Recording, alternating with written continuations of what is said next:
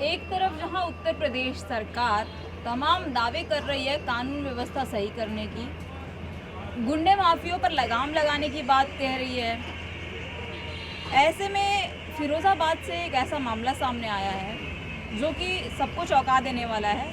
और ये मैं नहीं बल्कि जो पीड़ित हैं यहाँ पर वो खुद बता रहे हैं। हरिओम जी हैं जो फिरोज़ाबाद से चलकर लखनऊ आए हैं और दर दर ये भटकने को मजबूर इसलिए हैं क्योंकि इनके ऊपर जो है गुंडे माफिया, ये कह लीजिए या फिर ये कह लीजिए कि इनके पड़ोसी ज़बरन इनकी ज़मीन पर कब्ज़ा करना चाहते हैं। अब क्या कुछ मामला है इनका, आगे क्या कुछ बातें हैं, क्या कुछ समस्याएं हैं, क्योंकि देखिए ये हमें इस समय समाजवादी पार्टी कार्यालय पर मिले हैं, लेकिन ये मुख्यमंत्री आवास के चक्कर लगा चुके हैं, मुख्यमंत्री के जनता दरबार में जाते हैं, केशव प्रसाद मौर्य जो डिप्टी सीएम हैं उनसे भी मुलाकात करने की कोशिश करते हैं। हालांकि वहाँ से उन्हें मिलता है सिर्फ और सिर्फ निराशा, क्योंकि इनकी जो समस्या है इसे कोई जानने की कोशिश नहीं करता है, और अगर जानने की कोशिश कर भी लेता है तो उसका समाधान जो है कुछ भी नहीं निकलता है। और करीब ये क्या नाम है आपका, और कब का मामला है, कब से आप ऐसे जो है पार्टी कार्यालयों के, मुख्यमंत्री आवास के चक्कर लगा रहे हैं? चक्कर तो काफ़ी समय से लगा रहा हूँ। 2017 से 20 बार जानलेवा हमले हो चुके हैं मुझ पर। प्रार्थना पत्र देते हुए वारदातें हुई हैं और 3 थानों की वारदात बन गई है, लेकिन सच्चाई जानते हुए भी पुलिस ने कार्रवाई नहीं की। गैंगस्टरों की मदद की जा रही है और ये गैंगस्टर हैं, ये पुलिस रिकॉर्ड में मर चुके हैं जो है। कई सन 94 तक के मुकदमे फर्जी मृत्यु प्रमाण से बंद कराए थे। 95 से इनने पड़ोसियों से गैंग बना लिया सुदामा नगर में, और संपत्ति के साथ बीवी बच्चे भी लूट रहे हैं। काफ़ी पतियों की हत्या कर चुके हैं। जब से मैं शिकायत कर रहा हूँ तब से 5-6 हत्या और हो चुकी हैं, लेकिन पुलिस कोई सुनवाई नहीं कर रही है। सच्चाई जानते हुए सफ़ेद झूठ रिपोर्ट लगाई जा रही है। आईजी साहब ने भी आदेश किए पीआरओ सर के लिए, लेकिन पीआरओ सर भी मामले को दबा रहे हैं। अच्छा, आप ये बता रहे हैं कि जानलेवा हमला जो है वो आपको 2017 से लेकर 2024 चल रहा है। अब तक 20 से 22 बार आपके ऊपर जानलेवा हमला किसके द्वारा किया गया, क्यों किया गया, कौन है ये लोग? ये मेरे पड़ोसी हैं। ये पत्नियों से सेक्स रैकेट, तमंचे बिक्री, इस तरीके के गलत धंधे करते हैं। काफ़ी पत्नियां इनके चंगुल में फंसी हुई हैं, लेकिन पुलिस इन पर कार्रवाई नहीं करती। सच्चाई जानते हुए पुलिस इनकी मदद करती यानी है। आप ये कह रहे हैं कि आपके जैसे तमाम और भी फिरोज़ाबाद के जो आपके पड़ोसी हैं रहने वाले, ऐसे तमाम जो बीवियां हैं जिनकी, वो उनके चंगुल में आ चुकी हैं और उनके साथ काम करती हैं, इस तरीके से अवैध काम करती हैं। अवैध काम करती हैं और ज़्यादातर पतियों की हत्या हो जाती है, कोई जीवित नहीं बच पाता। ये प्रभु की कृपा है, मैं बच गया हूँ, क्योंकि किराएदार राजेंद्र था, वो भी बीवी बच्चे छोड़कर जान बचाकर भाग गया। उसने अपने साले कल्याण के भी बीवी बच्चे छीन रखे हैं। काफ़ी पत्नियां हैं उसके पास में जो गलत काम कराता है, और पुलिस इनको सपोर्ट कर रही है। सच्चाई जानते हुए गलत रिपोर्ट लगा रही है। अच्छा, ये आप आरोप कैसे लगा सकते हैं कि प्रशासन उनके साथ मिली हुई है और प्रशासन जो है वो उनके साथ मिल करके उनके जो एक अवैध काम है या जो इनके काले चिट्ठे जो है वो खोलने का काम नहीं कर रहे? उनके वास्तवों पे सारे मैंने डॉक्यूमेंट दे रखे हैं, जितने भी मेरे इलाज हुए हैं।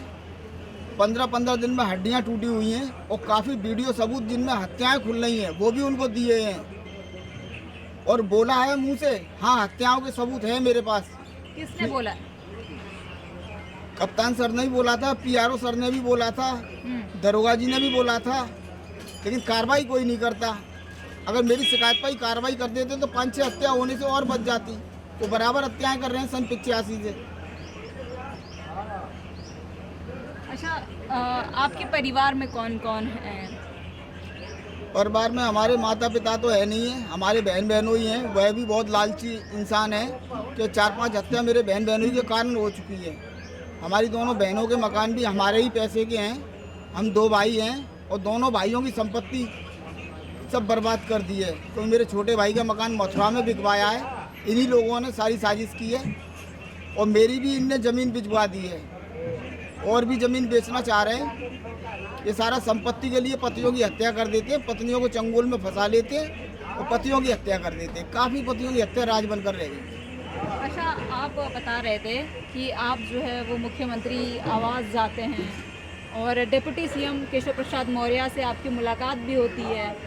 आप मुख्यमंत्री के जनता दरबार में भी गए थे अपनी न्याय की अर्जी लेकर के, वहाँ क्या होता है आपके साथ? मैंने जनता दरबार में प्रार्थना पत्र दिया, उस पर भी फिरोजाबाद पुलिस ने सफ़ेद झूठ रिपोर्ट लगा दी। कार्रवाई की आवश्यकता नहीं है, जबकि 15-15 दिन में हड्डियां टूटी हैं, पैर कटने से बचा है, प्राइवेट पार्ट कटने से बचे हैं, 12 लाख से ऊपर इलाजों में खर्च हो गए। अब मैं खाने को दाने दाने को तबाह हो रहा हूँ। आज भी 3 ऑपरेशन की ज़रूरत है मेरे शरीर को।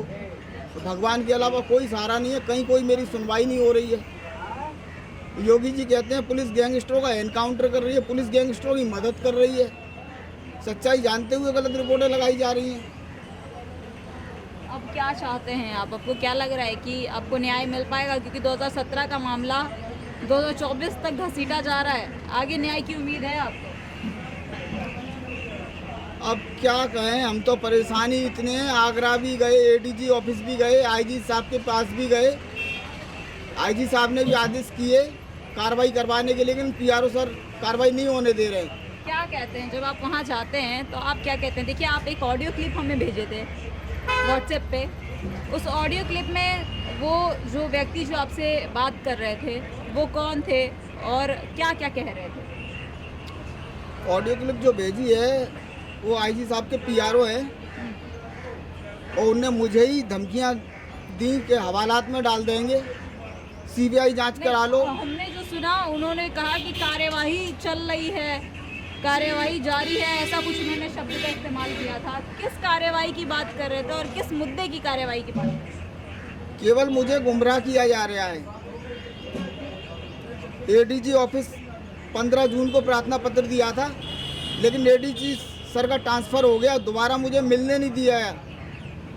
नई एडीजी मैडम आ गई, उनसे मैं एक पत्रकार जी को लेके गया था, उनने मेरे को मिलवाया, उसके बाद फिर से मिलने नहीं दिया गया।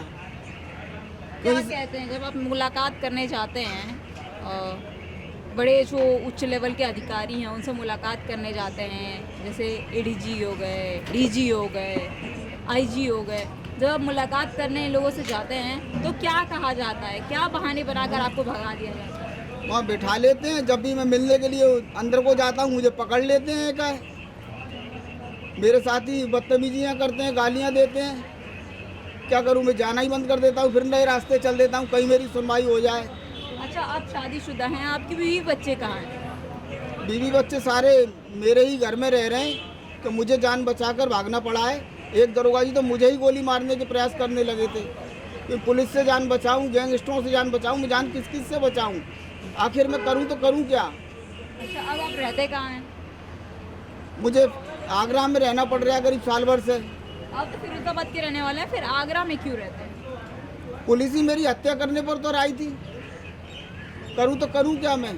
आपके घर परिवार यानी आपके जो बीवी बच्चे हैं वो फिरोजाबाद में, आपका जो घर है, जो आपका आवास है, वहाँ पर रहते हैं। हाँ, मेरे आप घर में मथुरा में रहते हैं, ऐसा क्यों? मतलब आप आगरा मथुरा में रहते हैं, ऐसा क्यों? मुझे जान बचाकर भागना पड़ा। अगर फिरोजाबाद नहीं छोड़ता तो जीवित भी नहीं होता। तो ये लोग तो हत्या बहुत जल्दी करवा देते हैं। अरे तो कौन करवा देता? मेरे पड़ोसी ये गैंगस्टर जो हैं। कौन है वो आपके पड़ोसी? कौन? ब्रह्म प्रकाश उर्फ कल्लू, इंदल सिंह उर्फ मुन्ना। क्या करते हैं ये लोग? इनने 95 तक तो खूब लूट डकैती हत्याएं की हैं। 95 के बाद पतियों की हत्या कर रहे हैं, संपत्ति के साथ बीवी बच्चे भी लूट रहे हैं। तो आपके बीवी बच्चे इतने बेवकूफ़ हैं क्या कि वो जा कर के उनके पास, उनके साथ मिल कर के, ये जानते हुए कि वो अवैध काम करते हैं उसके बावजूद उनका साथ दे रहे हैं? पत्नियां जो कैरेक्टर लूज होती हैं वो उनके चक्कर में पड़ जाती हैं। मेरी पत्नी के अवैध संबंध तो शादी से ही थे, काफ़ी पुराने समय से अवैध संबंध चले आ रहे हैं। लेकिन 2017 में दुकान खाली करने के बाद घर पर बैठकर काम करने लगा था, मुझ पर जानलेवा हमले शुरू होने लग गए। 2018 में घर छोड़ दिया। घर छोड़ने के बाद घर से बहुत दूर रह रहा था, वहाँ भी जानलेवा हमले हुए। 3 थानों की वारदात बन गई है, कहीं से कोई आज तक कार्रवाई नहीं हुई। तो आप आगे क्या चाहते हैं? अब जो गलत रिपोर्टें लगी हैं, सच्चाई जानते हुए उन पर लोगों पर कार्रवाई होनी चाहिए। मुझे ही जमानत करानी पड़ी, अपनी प्रार्थना पत्र देना जुर्म होता है। किसी पर अत्याचार हो, कोई प्रार्थना पत्र दे तो उसी को जेल में डाल देगी पुलिस। देखिए, ये हरिओम जी थे और ये जो है फिरोज़ाबाद के रहने वाले हैं और फिरोज़ाबाद से ये यहाँ पर यानी लखनऊ जो है अपनी न्याय की अर्जी लेकर ये मुझे मिले थे तकरीबन 1 महीना पहले, और ये मुझसे बातें करने लगे। हालांकि इस खबर की पुष्टि करने के लिए मैंने इनसे जो डॉक्यूमेंट्स हैं वो मांगे, और जो इनके बाकी के जो दस्तावेज थे वो मांगे, और पढ़ने के बाद और डॉक्यूमेंट्स देखने के बाद जो चीज़ें सामने आई, जो चीज़ें इन्होंने प्रूफ के तौर पर लेकर ये घूम रहे हैं और पार्टी कार्यालयों के, मुख्यमंत्री आवास के और डेप्यूटी सीएम और तमाम जो नेता विधायक हैं उनसे मिलकर अपनी समस्या का समाधान निकालने की कोशिश कर रहे हैं। खैर, न्यूज़ नाउ भारतवर्ष इस खबर की पूरी तरीके से पुष्टि नहीं करता। पुष्टि इसलिए नहीं करता है क्योंकि ज़मीनी स्तर पर ये मामला क्या है और इसको किस तरीके से जो है वो दिखाया जा रहा है, ये किस तरीके से, ये एक पक्ष है, हमारे साथ दूसरा पक्ष नहीं है। एक पक्ष की हमने बात रखी है और एक पक्ष की बात हम आपको दिखा रहे हैं, लेकिन इनके पास तमाम जो है वो पेपर्स रखे हुए हैं, डॉक्यूमेंट्स रखे हुए हैं, और ये तमाम डॉक्यूमेंट्स को जो है वो दिखाते हैं कि देखिए इनमें ये इन्होंने कहा कि 20 बार 2017 से लेकर 2024 तक इनकी 20 बार जो है हड्डियाँ तोड़ी गई और तमाम तरह से इनके ऊपर अटैक किया गया था। तो मेरी सरकार से बस इतनी अपील है कि इनकी समस्या का समाधान निकाला जाए, और जिस तरीके से ये फिरोज़ाबाद से लखनऊ के चक्कर काट रहे हैं और मुख्यमंत्री आवास के चक्कर काट रहे हैं, समाजवादी पार्टी कार्यालय में भी ये मिलने की कोशिश करते हैं अखिलेश यादव से, तो इनकी समस्या का समाधान निकाल करके और इन्हें जो है वो न्याय दिलाया जाए। ऐसी तमाम खबरें आप तक लाते रहेंगे। बने रहिए हमारे साथ न्यूज़ नाउ भारतवर्ष।